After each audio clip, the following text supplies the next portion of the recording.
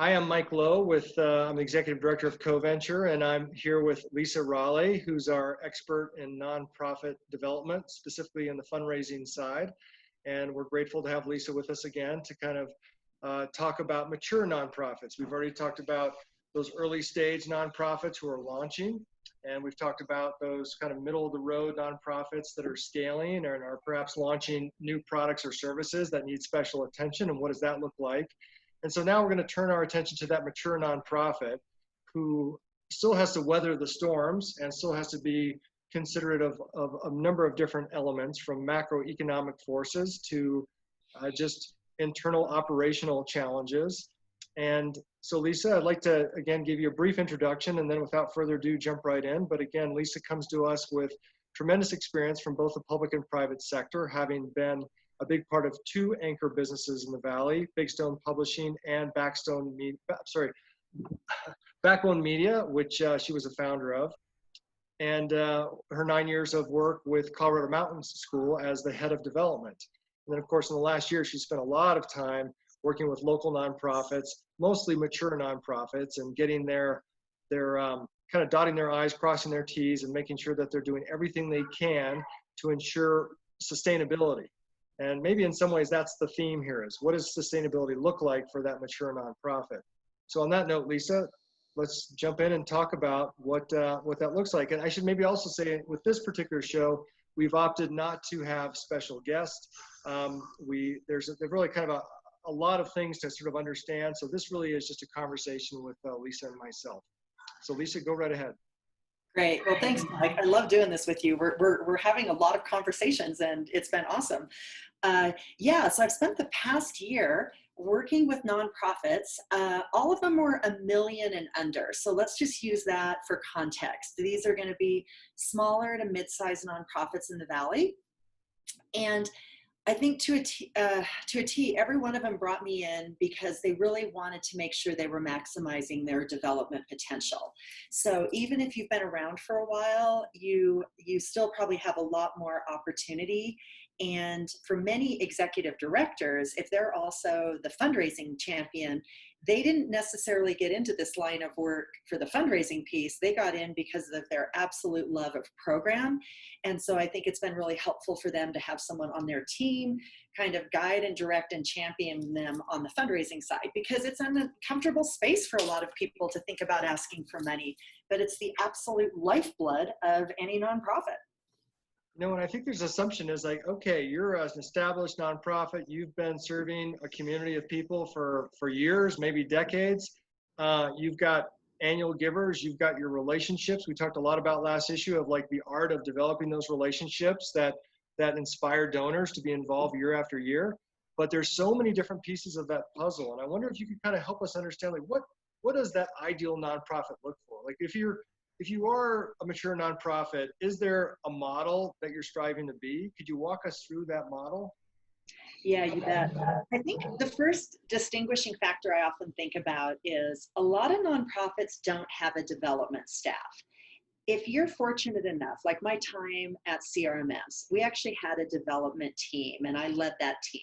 So we had a whole group of people working in that space, and it was our job every single day to fundraise, and we got pretty skilled and pretty successful at that.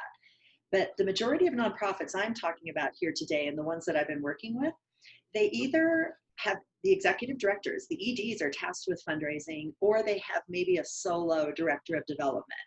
And so there is so many things on these folks' plates that they get pulled in 100 different directions. And program always is, the first place they're going to want to go. And so I come in and I say, listen, development has to be a staked out, intentional space. And you got to wake up every single morning with a mindset of how am I going to move my organization forward financially? And what I realized just in this bigger question that you're asking, part of it has to do with my personal background. I actually have a PhD in environmental science, and I'm a hydrologist in my former life. But then out of necessity, marrying my husband, moving to Colorado, I ended up in this, you spoke to this PR and associate publisher space, and then ultimately in development. And so I have a pretty unique perspective, but I think it's served me well. And that's what I've been sharing with all of my clients is the way I see development, even if you're established, even if you have participation donors, major donors, special event money, grant money, odds are, unless you've been paying really close attention to development and working it every single day, you are probably leaving a lot of money on the table for your organization and for the clients you serve. And so for me, it comes down to two spheres, and I've done presentations on this here in the Valley and to the Devo group, but there is a very mathematical, analytical side of development. You simply must know your math, and you must have a clear map to your money. And oftentimes when I work with nonprofits, they haven't quite done that work. So stage one is, what is your math? How much money did you raise last year, and how is that broken out, and what are the components, and where does major giving fall, and do you have leadership giving, and what does that look like? And then the second part of this puzzle or Venn diagram is the absolute art of philanthropy. And that includes being so comfortable advocating for your organization and asking for money and loving that opportunity and taking incredibly good care of your donors. And for folks, and there's a lot of practice in both those things, but when those two circles overlap, that is the sweet spot in the middle. And for people that can operate from that space, they will see tremendous success above and beyond what they've historically been doing. So, we've talked a lot about COVID-19 in these episodes and what that means for organizations. But I think whether it's COVID-19 or another issue, I think any organization, whether it's new or established, is going to deal with these macroeconomic forces, these events that are game changers. What specific advice do you have around that for an established, mature nonprofit dealing with crisis? Yeah, COVID is probably going to go down as one of the most it's so disruptive, and it's impossible to understand it. And right away, unlike maybe the recession of 2008, which affected everybody pretty globally in the same way, COVID has introduced incredible challenges for a whole group of people and incredible opportunity for a whole other group. And so I think for those nonprofits that have greatly been impacted, because let's say they're in the arts community and they can't provide their services, they're not holding their theater or their courses, and they have a revenue component to their nonprofit that's being dramatically impacted. And it feels difficult to ask for money if you're not a frontline service, or you might, be uncomfortable in that space. On the flip side, you have some nonprofits that all of a sudden their essential services are more in demand than ever, and funding sources appeared out of nowhere. There's a bunch of COVID funds, both locally. We have some incredibly philanthropic people in our valley that have come together through the Aspen Community Foundation, all the other community foundations in the state, and even at the state level, there's all this new money. So I think it's been really, I don't know if I want to use the word unfair, but it just is almost the luck of the draw what type of services you provide as a nonprofit and how dramatically impacted you were, or the new opportunity that presented itself. That said, if you were economically impacted, I think you have to be super careful. If you go into austerity mode and shrink your budget, but also go into austerity mode with your donor asks, that is a very challenging place to come from a year or two from now, when you need to ramp back up to what's normal, and you weren't having those conversations with your donors and keeping them engaged, even though you're not a frontline organization. We talk a lot about worst and best case scenarios with companies, just to make sure they have those bookends. Like, this is what we're looking at, and certainly there's the market opportunity that we're going to chase. And I want to talk about like market opportunity in the nonprofit space. But let's first talk about worst case scenario. You've done what you can, you've lost some donors, and I imagine this is a true scenario for a lot of mature nonprofits. They have lost donors, they've had to make some layoffs. If you have to make those choices, what are you cutting first? Like, what are you doing to not only salvage your organization, but make sure you don't lose that donor base? I mean, I'm highly biased in this space, but what it reminds me of is, in 2008, the immediate thing most private sector companies did is they cut marketing and advertising, right? But then those who stay in that space aggressively, when the recession lifts, they've dominated, the market share. So the parallel for me is when the going gets tough, you want to keep development and fundraising a top priority, because otherwise to resurrect it is so challenging. Like, it's a proven fact in development that to keep an existing donor is significantly easier than to recruit a new donor or to bring back a lapsed donor. So all the clients I've been working with during COVID who've been negatively impacted, hugely encourage them to continue reaching out, particularly to their major donors, checking in, seeing how they're doing, but also sharing what the organization is doing and asking for those donors' continued support through this time. And it's awkward and it's hard, right?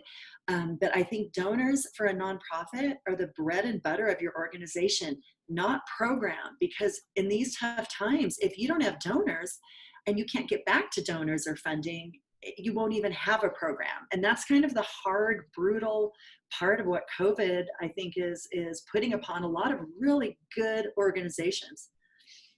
What about market opportunity on the other spectrum? I think we always have to have that conversation, is if you move the fear out of the way, where is the new opportunity in the space? And how could you possibly catapult your organization to the next level because of the crisis? Can you speak to that a little bit? And maybe you even have some examples, even recent examples of how some of our nonprofits are actually thriving in this environment. Yeah, I think for those organizations that really are comfortable in development, even in the time of crises, and put such a premium on their major supporters and major funders, and are incredibly comfortable staying engaged, sharing what's going on, and asking for what they need, have been hugely rewarded. I've got some friends in this space that do similar work to me, or maybe they're even on the front lines of asking as consultants. But those organizations that weren't obvious funding choices, they're not frontline COVID, but they just remained so engaged and so bold and fearless on behalf of their services, have been rewarded. And that's the danger of the austerity mindset. I get that you have to cut expenses to balance a budget, and I respect that and appreciate that. But I think you can't bring the austerity mindset to the donor relations and the donor asks. And you brought this up in the last session, and this whole idea of discovery conversations. This is so critically important. You want to know your donors so incredibly well. You want to be able to call them up after COVID initially starts its snowball over the hill. And you want to check in, you want to see how they're doing. You want to ask how they're personally being impacted. And you also want to let them know, hey, you're someone wicked important to our organization. Tell me how this is affecting your philanthropy. Tell me what you think about how you're moving forward. Because oftentimes, we tell ourselves stories that, oh gosh, this hit, no one's giving, I can't ask, that would be awful. Well, you don't know that, right? Right now, the stock market's incredibly strong. And so philanthropic people are still very generous. And I think you've got to be really careful that you don't tell yourself your own fearful story. And I'm guilty of this. So this is not a judgment call. It's human nature. But discovery lets you really find out where people are, what position they're in, and to say, listen, is it appropriate to ask for your ongoing support? You are simply cornerstone to our organization. And that's done in such a beautiful, respectful way, but knowledge is power. And in the absence of it, we tell ourselves incorrect stories most of the time.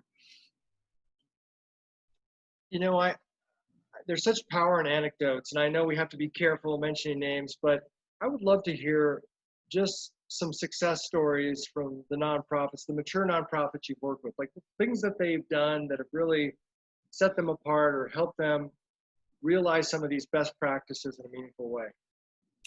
I think, it just comes down to, I do a lot of work with EDs who are also the fundraising person. And I've realized I've embraced the Brene Brown life coaching approach. You really can't do development well until you're super comfortable in your skin and you really recognize your role and your responsibility, and you get excited on behalf of your organization to ask for money.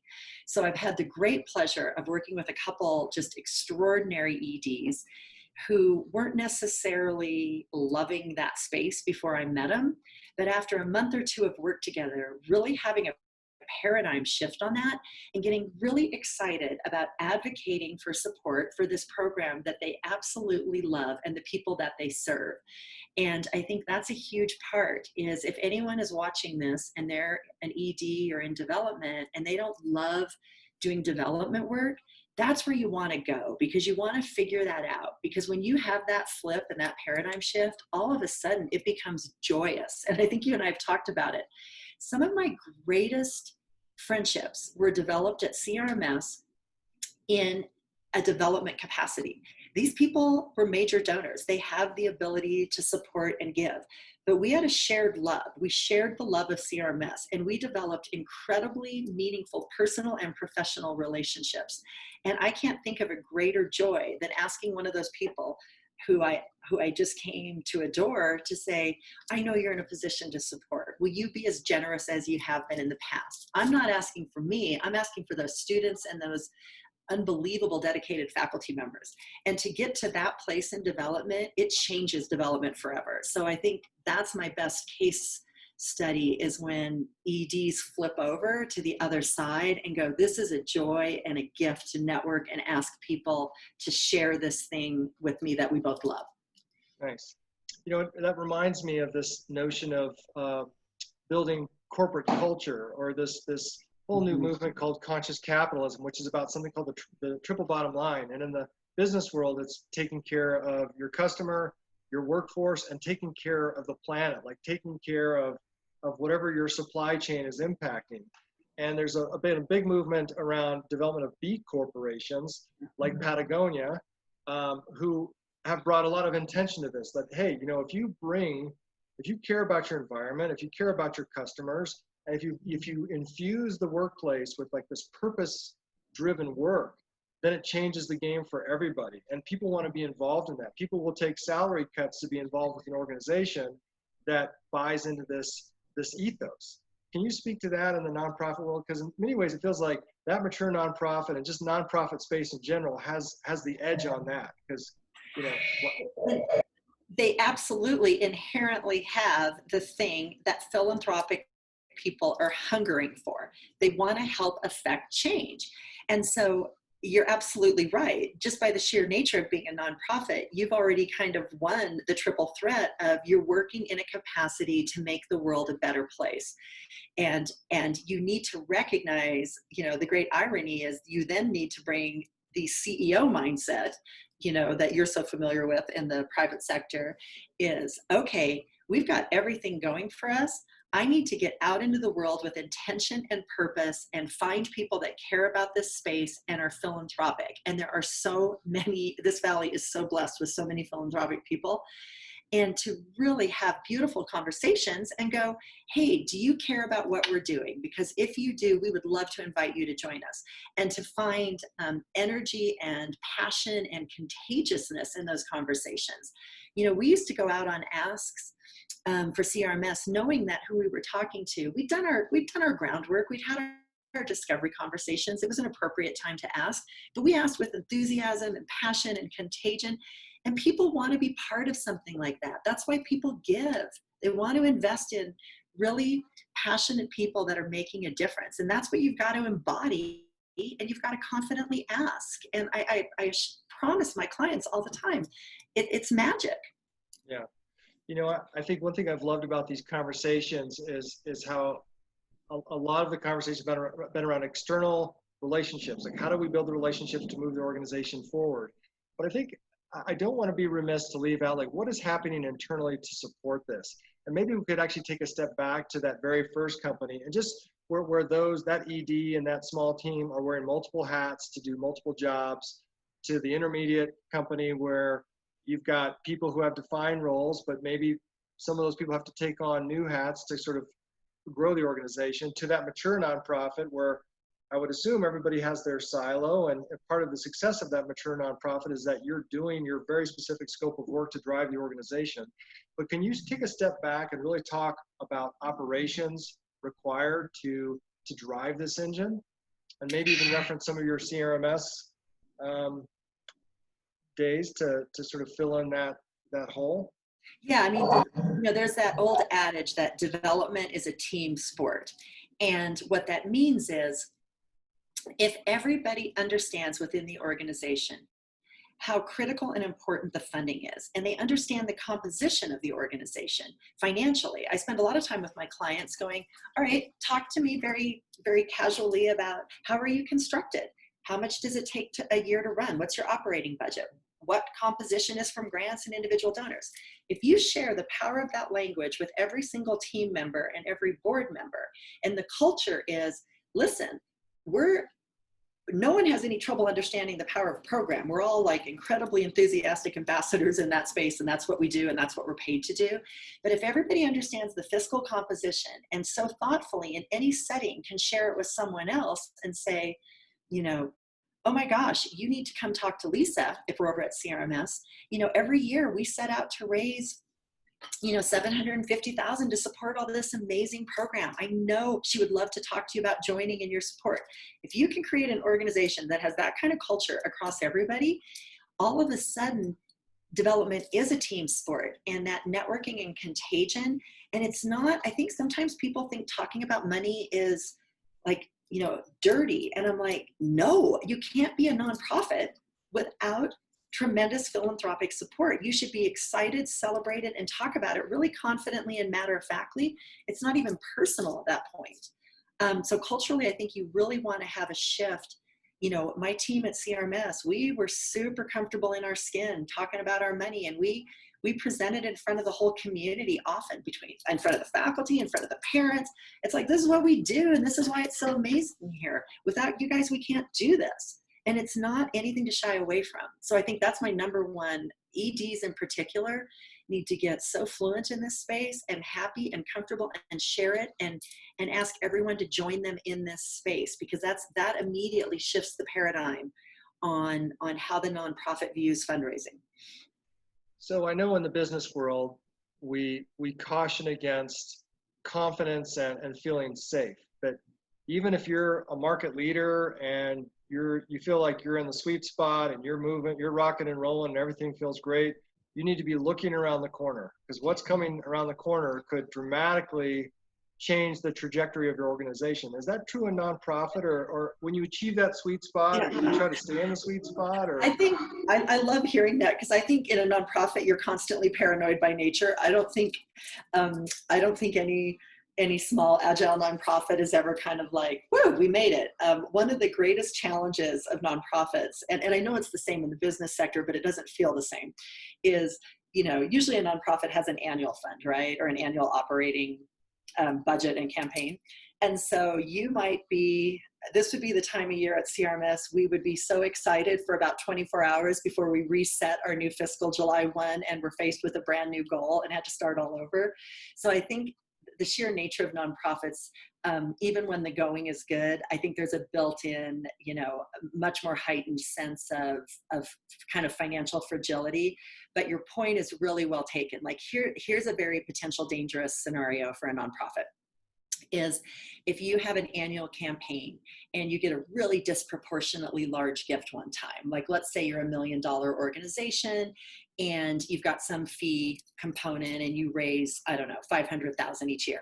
Well, if someone comes along and gives you 50,000 one year, and that's a large gift, you can't ever like just build that into your fund and go, oh yeah, so next year we'll get a new 50,000. And so I think if anything, large one-time gifts really have to be thoughtful, and you got to be very careful that you just don't put them into your operating goal for that year, because you're going to come up next year with a $50,000 hole that you're going to have to fill. So just those type of, big moments, I think we live with a pretty heightened sense of, okay, how are we going to make it work next year in the absence of that? Yeah. Well, I appreciate all your time.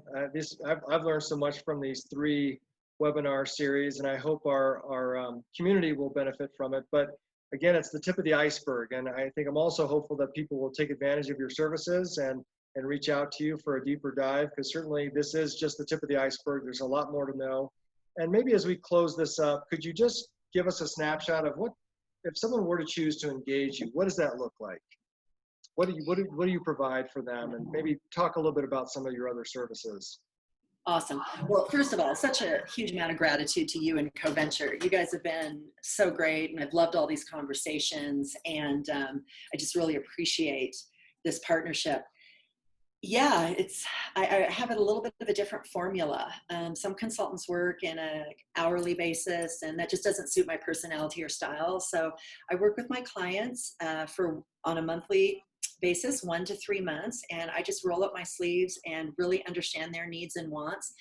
Obviously, I bring a huge development focus, and at the end of the day, I want to leave them much bolder and stronger financially than I found them. And I definitely bring that practice of let's understand the math and your science, and let's teach you the art, and let's marry those two. But I am super hands-on and really custom to each individual organization's needs. And I think if anything, I probably bring too much energy and pace. I'm really fast moving and really energetic, but I want to make sure I over deliver my value. And in a whole new world order, I know you and I are looking forward to putting on an academy, which is a different version of that, maybe working with 4 or 5 nonprofits simultaneously for a month in more of a curriculum setting. But I just love talking to people. I'm happy to talk to anyone, just pro bono, understand what they're up to, what they're looking for, what their challenges are, what their opportunities. And then, people recognize right away, either I'm a fit for their personality, or I'm not, and I'm okay with that, right? But I've had a lot of fun and a lot of success with the folks I've worked with. Nice. Well, again, thanks so much for being our expert on this series. And again, if you want to contact Lisa, you can do so through COVENTURE. Our website is coventure.io. Or you can reach out to me directly at mike@coventure.io, and I'm happy to put you in touch with Lisa or any number of consultants that we have working in a variety of sectors. So again, I'm Mike Lowe, Executive Director of COVENTURE. Thanks for joining us on this series focused on nonprofits, how to launch, scale, and then also develop the mature nonprofit. We hope this has been useful, and we look forward to sharing our next series where we get back into business development and sharing some of the decision-making tools that we use in our incubator and accelerator program. But also, we're going to plan on shining a light on independent contractors. And what do you do if you're out there flying solo and you're trying to develop a business enterprise working for a number of different organizations? So stay tuned, and we'll look forward to sharing additional content as we make our way through COVID-19. Lisa, thanks again, and look forward to seeing you around. Thank you.